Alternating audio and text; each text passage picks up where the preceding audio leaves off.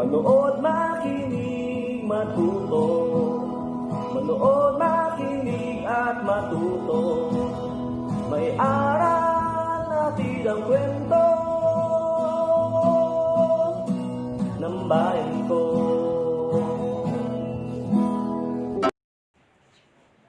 Magandang araw! Isang bagong paglalakbay na naman mula sa kaba ng mga kwento ng bayan ko ang ating pagsasaluhan ngayon. Ako nga pala si Teacher Yoli na maghahatid sa inyo ng mga kwentong kapupulutan ng aral. Ang babasahin ko ngayon ay isang kwento tungkol sa isang batang namangha sa nasaksihan niyang katutubong kaalaman sa bukid na pinamagatang ang Gapa. Isinulat ito ni George P. Andal Jr. na mula sa division ng Tuguegarao City at iginuhit naman ni Reynaldo A. Simple na mula sa division ng Cauayan City. Binigyang buhay naman ito sa anyo ng audiobook ng inyong lingkod at kasama ko ang aking mga pinsan na sina Tricia de los Santos at Irene Conag. Handa na ba kayong maglakbay sa kaba ng mga kwento ng bayan ko? Halina't makinig! Araw ng Sabado, sumama ako kay tatay sa bukid. Dumalaw kami kay Lolo Anoy at Lola Trini. Maganda ang bahay kubo nila sa bukid, na palilibutan ng sari-saring halaman. Hindi rin mabilang ang mga hayop. May manok, pato, pabo at gansa. 1, 2, 3, 16, 21, 22. Ngunit bigla silang magbabago ng pormasyon. Mga alaga iyon ni Lola Trini. Marami ring alagang hayop si Lolo Anoy. 10 ang mga baka. Puti at pula ang kulay nila. 3 sa kanila ang may anak. Itim ang anak ng pinakamatandang baka. 5 ang alaga niyang kalabaw. 3 ang lalaki at 2 ang babae. Mahahaba mga sungay nila. Mayroon din siyang alagang 2 kabayo. Si Blackie ang paborito ko, ang alagang aso nila Lola at Lolo. Mabait, maamo at mataba siya. Maiksi ang buntot niya. Pinutol noong maliit pa lamang siya. Ow! Ow! Pagbati niya sa akin. Nakikipaglaro sa akin si Blackie. Sinasamahan niya ako lagi. Humuhuli kami ng tipaklong at paru-paro. Hindi siya umaalis sa tabi ko. Kasama namin siya ni Lolo Anoy sa tuwing ginagatasan namin ang kalabaw.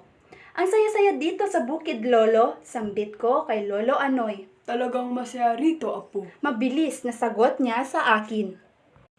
Tinulungan ko si Lola Trining na mitas kami ng bulaklak ng kalabasa. Kumuha kami ng talbos ng kamote, nanungkit kami ng dahon ng malunggay. Nagwisik kami ni Lola ng abo. Nilagyan namin ang mga dahon, lalo na ang dahon ng talong. Bakit po tayo naglalagay ng abo at bakit po sa dahon? Tanong ko sa kanya. Para matakot ang mga uod at para umalis ang ibang insekto. Sagot sa akin ni Lola. Ito ay mas mainam, mas ligtas kaysa sa mga gamot. Dagdag pa niya, ang dami kong natutuhan sa bukid. Masasarap din ang mga pagkain sa bukid. Kumain ako ng nilagang saging. Uminom ako ng gatas ng kalabaw. Malinamnam, masarap at masustansya iyan. Sabi ni Lola Trining. Pagsapit ng takip silim, nagkatay kami ng manok. Malapit na raw mangitlog yung manok. Iyon daw ang masarap ang karne. Dumalaga ang tawag nila rito. Sinindihan ni Lola Trining ang lampara. Pagkatapos ay lumabas ako sa kubo, pumunta ako sa tapat ng hagdanan, umupo ako sa kariton. Nagkakantahan ang mga nasa paligid. Kokak, kokak, Sigaw ng mga palaka. Krrr, krrr. Huni ng mga kuliglig. Krrr, krrr. Awit ng mga kawayan. Psh, psh. Rumaragas ang tunog ng agos. Tila naguunahan ang lagaslas ng ilog. Bumubulong ang hangin sa akin, sumasabay sa mga huning naririnig ko. Nawala ang pagkabingi ko sa ingay ng mga motorsiklo, sa tunog ng mga kotse, sa sigaw ng matutuling sasakyan. Gusto ko nang matulog. Masarap ang oyaying inaawit ng kalikasan. Ngunit nagulat ako sa sigaw ng langit. Kumulog ng napakalakas. Gumalaw ang lupa sa pagkabigla. Sinundan ng nakasisilaw na kidlat. Namatay ang ilaw ng lampara. Naramdaman ko ang yakap ng hangin. Malamig! Nakakatindig balahibo. Maliliit na bilog lamang ang nakikita. Kulay puti na nanggagaling sa dingding. Parang bumaba lahat ng mga tala. Sinasaklolohan ako sa nakakabinging katahimikan. Juning, anak, huwag kang tatayo riyan. Huwag kang aalis sa kinaroroonan mo. Baka madapa ka. Sigaw ni tatay. Agad kinuha ni Lolo ang posporo. Sinindihan niya ang isang palito. Iniabot ni Lola Trining ang lampara. Namatay ulit ang ilaw nito. Masyadong mahangin kasi noon. Paano po yan, Lolo? Ano na po ang pang-ilaw natin? Sunod-sunod kong tanong. Huwag kang mag-alala, apo. May remedyo si Lolo Anoy mo. Sagot ni Lola Trining. Nahihiwagahan ako sa tawanan nilang tatlo. Kinuha ni tatay ang isang gappa. Iniabot niya ito kay Lolo. Aanhin niyo po ang gappa, Lolo. Nagtatakang usisa ko. Pantakip ko sa lampara upang hindi mamatay ang ilaw nito. Sagot ni Lolo Anoy. Papaanong hindi mamamatay ang ilaw? Madaming butas ang gappa. Dagli ang tanong ko. Panoorin mo na lamang, tignan mo kung ano ang mangyayari. Sabi ni Lolo Anoy. Tinakpan niya ng gappa ang lampara.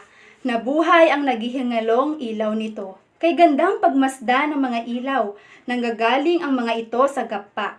Iba-ibang hugis, iba-ibang laki, may bilog, may tatsulok. At madaming hugis diamante. Mapalamuti ang bawat ilaw na lumalabas. May kapangyarihan si Lolo, sigaw ko. Hindi namatay ang ilaw ng lampara. Hindi pumapasok ang hangin sa gappa. Halina't kayo at kakain na. Alam kong gutom na si Juning.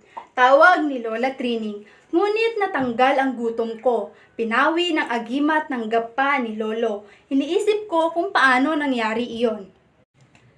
Lolo, paano po nangyari iyon? Bakit po hindi namamatay ang ilaw ng lampara samantalang marami namang butas ang gappa? May agimat po ba ang gappa ninyo? Sunod-sunod na tanong ko. Kinandong ako ni Lolo. Apo, kahit maraming butas ang gapa, sapat na ang maliliit na hibla ng dingding nito upang sanggain ang hangin. Nakakapasok man ang hangin ay hindi na sapat ang lakas nito upang mahipan ang ningas ng lampara. Paliwanag ni Lolo. Ang galing ng karunungan ni Lolo. Saludo ako sa kanya. Hiningi ko ang gappa niya upang iuwi ito sa bahay namin. Ipapakita ko ang kapangyarihan nito sa mga kalaro ko at ipapaliwanag ko sa kanila kung bakit hindi namamatay ang ningas ng lampara kahit mahangin.